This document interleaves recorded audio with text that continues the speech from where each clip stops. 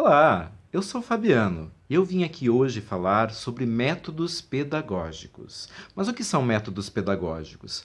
É assim, toda escola ela possui algum tipo de metodologia ou de abordagem de educação. No Brasil é muito comum que as escolas sejam tradicionais, o método tradicional, com ênfase em.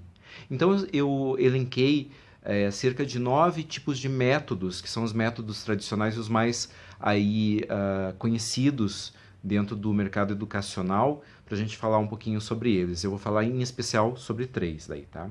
Então, o primeiro método, eu peço desculpas que eu estou olhando para uma colinha aqui que eu fiz, que é bastante assunto. É o método freiriano, que é o método do Paulo Freire, que ele tem assim, ele é um método sem provas, né, que pode ter algum tipo de avaliação, com ênfase aí no ser humano, né?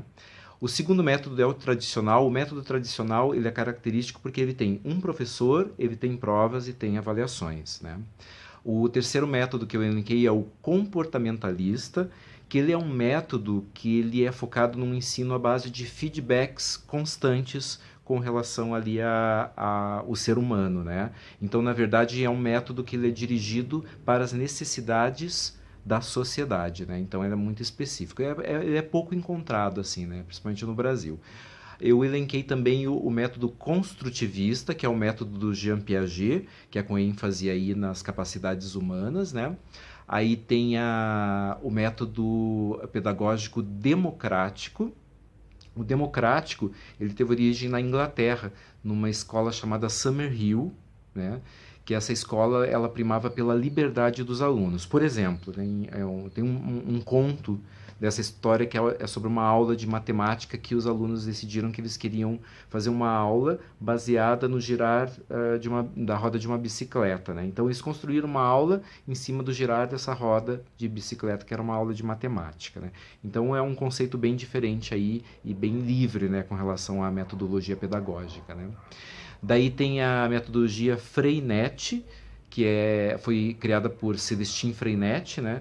Que era um francês, um pedagogo francês, que é baseada no trabalho e na cooperação, né? E daí a gente chega numa filosofia que existem algumas coisas que em Curitiba mesmo tem, que é uma metodologia que foi criada pelo Pestalozzi, pelo Johann Heinrich Pestalozzi, né, que ele era um suíço ali do começo, do final do século XVII para o XVIII, né? Então ele pegou uma época... Na verdade dizem que o Pestalozzi é o antecessor de todas as metodologias, porque ele é o mais antigo, assim, e tal, né? Ele pegou uma época da invasão francesa na Suíça, né? A época de Napoleão ali e tal. Então, nessa época, muitas crianças acabaram ficando órfãs, né? E esses orfanatos, as crianças, elas eram consideradas a escória humana, né? E Pestalozzi viu nessas crianças uma forma para fazer uma pesquisa de desenvolvimento humano. Então, toda a teoria dele é baseada ali no amor, no carinho, na cooperação. Então, ele identificou que essas crianças precisavam de muita atenção e muito carinho para conseguirem se desenvolver como seres humanos. E era uma época onde a sociedade primava só pela educação da burguesia, né? Então, toda a camada menos abastada da sociedade era realmente varrida para baixo do tapete, né? Então o Pestalozzi talvez seja realmente o precursor de todas essas ideias, né? Aí a gente chega nos 2 últimos métodos que eu elenquei, que são os que na minha pesquisa eu mais encontrei escolas assim com essa filosofia, principalmente aqui em Curitiba, né? Até vou citar algumas no final do vídeo, né? Então seria a metodologia Waldorf, né? Que a metodologia Waldorf ela foi criada por Rudolf Steiner, né, a pedido do fabricante ali dos cigarros Waldorf Astoria. Na verdade, essa fábrica de cigarros ela era uma fábrica gigantesca, ela tinha muito funcionário. E os donos dessa fábrica pediram para o Rudolf Steiner criar uma metodologia para atender os funcionários dessa fábrica, né? Então, na verdade, ele ia dar as aulas ali para esses funcionários e tal, né?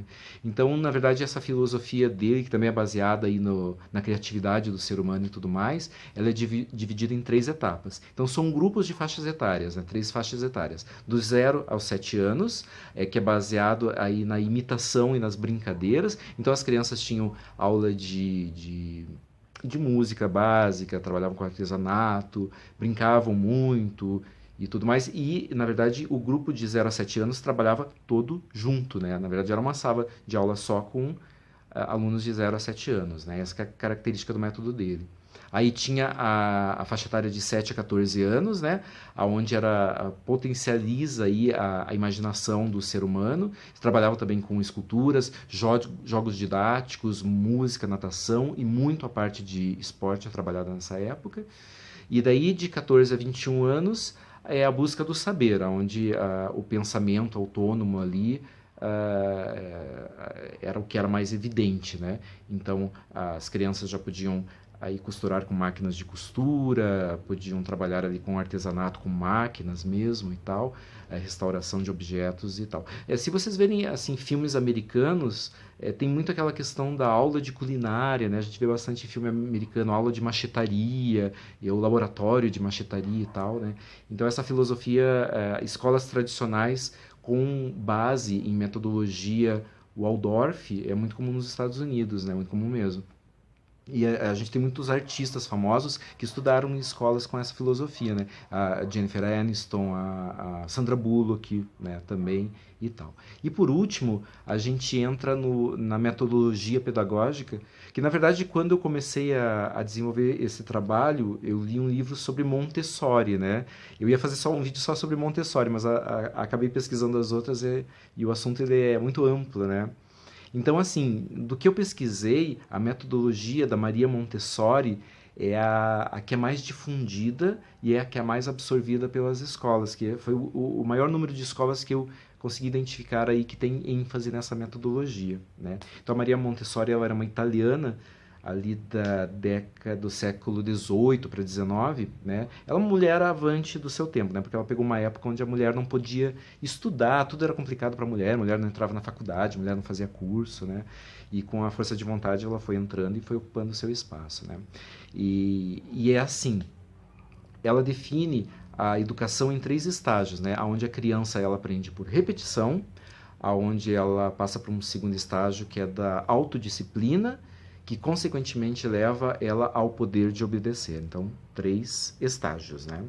Então, como que funciona essa filosofia da Montessori, né? A filosofia montessoriana? Ela é dividida ali em 5 etapas, que são 5 faixas etárias, né? Então, de 0 a 3 anos, onde a criança está com o pensamento em crescimento, e esse pensamento ele é inconsciente e vai pela forma da absorção. Aí de 3 a 6 anos, esse inconsciente ele passa para um aprendizado consciente. De 6 a 9 anos é desenvolvidas as habilidades acadêmicas ali e artísticas. De 9 a 12 anos, a criança já é atenta para o conhecimento universal. E de 12 a 18 anos, ela explora as áreas mais concentradas de seus interesses, né? Então, o que baseia essas salas montessorianas? Então, você tem uma escola ali, que é uma escola com base montessoriana, ela tem uma sala montessoriana.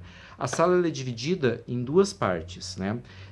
Ela tem uma parte que é o ambiente e ela tem outra parte que é o professor. Deixa eu virar minha colinha.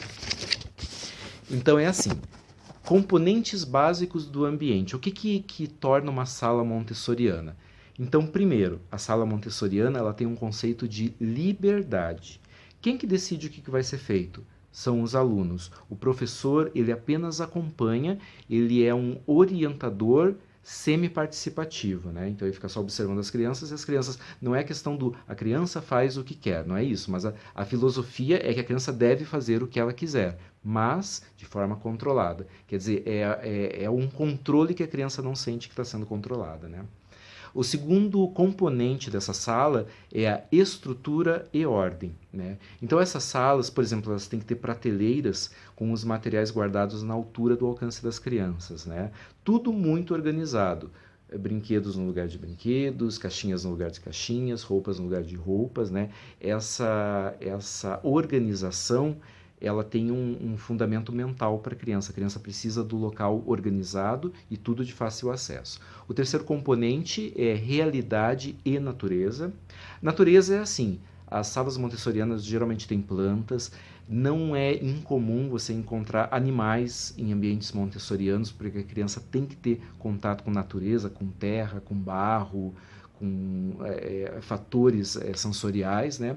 E a realidade é muito comum a gente ter nas salas montessorianas elementos do dia a dia da criança. Um sofá, um fogão, uma geladeira, uma cama, um armário, né? Coisas que ela observa no dia a dia.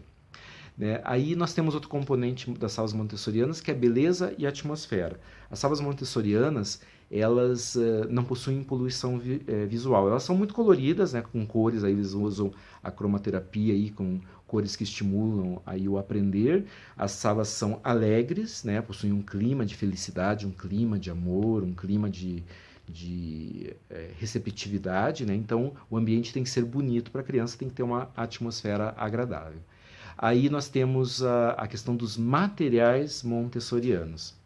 O material montessoriano, dentro da filosofia de Maria Montessori, são fundamentais. Porque lá nos estudos de Maria Montessori, ela trabalhou primeiramente com crianças de hospitais psiquiátricos, né? Crianças com problemas mentais. E ela desenvolveu materiais para usar com essas crianças. Quando ela foi fazer a pesquisa junto com as salas de aula, ela percebeu que ela podia usar esses materiais que eram usados lá para as crianças especiais nas aulas normais, né? Que são aqueles brinquedos de encaixar, tem brinquedos com cores, brinquedos com letras, assim. Ela desenvolveu uma série de brinquedos montessorianos que são utilizados até hoje, são assim os mesmos brinquedos, as mesmas bases, né? Até tem aquela marca Fisher-Price, ela é totalmente montessoriana. Quando você pensa em Maria Montessori, você pensa em Fisher-Price, né? Que são aqueles brinquedos que você aperta, tem som de animais e tal, né? Então, a sala montessoriana é característica por esses materiais, né? Então, por exemplo, quando a gente fala lá na estrutura e ordem, então esses materiais eles têm que estar em prateleiras que as crianças possam ali mexer com eles, né? E eles também é um trabalho por faixa etária, cada faixa etária tem os seus materiais específicos e tudo mais, né? E por último a gente fala do desenvolvimento de vida em comunidade. Na verdade, assim, a característica da filosofia da Montessori é esse trabalho grupal, né? Onde as crianças, elas não têm competições, na verdade, quando você vai fazer um trabalho em grupo, as crianças definem com quem elas querem trabalhar. A criança não é obrigada a nada dentro desses ambientes, ela é livre, né? Esse conceito de liberdade faz com que ela autoprojete a educação, né? Então, falando um pouquinho desses materiais montessorianos, continuando, que é a base da filosofia, na verdade, é a educação através desses materiais, né? Esses materiais são divididos em 4 tipos, né? O primeiro são para exercícios de vida prática, que são os materiais que ensinam a criança a cuidados físicos, a cuidados de higiene, a cuidados ambientais, a formas, cores, tudo que é mais básico. Segundo, são os materiais sensoriais. Os materiais sensoriais é que trabalham com olfato, audição, tato, né? Aí, em terceiro, são os materiais acadêmicos, né? Que é o material que vai ensinar a criança a relação de letras, números, montar frases, montar palavras, linkar esses objetos fonéticos e tal, né? E, por último, os materiais culturais e artísticos. São instrumentos musicais, fotos, revistas, livros propriamente ditos, né? E tal. Então, a filosofia da Montessori, dentro de todos os métodos pedagógicos, acaba sendo um dos mais interessantes, assim, que ele é muito rico em conteúdo, né? E aqui em Curitiba, daí eu fui fazer uma pesquisa, mas esses métodos são usados aonde, né? Então eu percebi assim, todas essas escolas, elas são escolas tradicionais com ênfase em. Daí, na metodologia Waldorf, eu achei a escola Aini, a Mãe Terra, a Turmalina, a Mogé Molé, o Grão Saber e a Grimel.